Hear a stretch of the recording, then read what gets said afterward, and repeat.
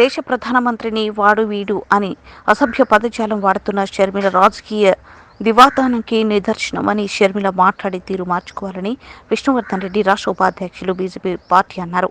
Congress party కార్యకర్తలు నేతలు సిగ్గుపడాలి ఇలాంటి ఒక మహిళను పీసీసీ అధ్యక్షురాలిగా అని చెప్పుకోవడానికి.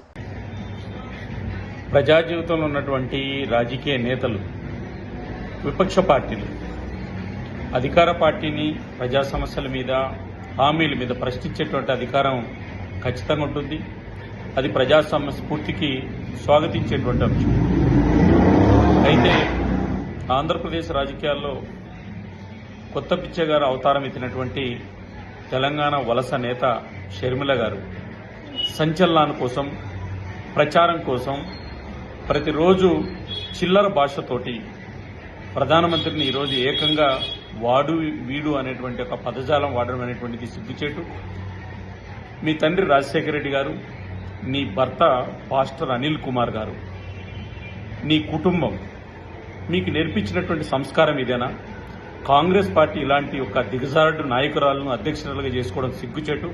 తక్షణం ప్రధానమంత్రికి క్షమాపణ చెప్పి దేశ ప్రజలకు క్షమాపణ చెప్పాలని కాంగ్రెస్ పార్టీకి, షర్మిల గారికి బీజేపీ డిమాండ్ చేస్తుంది.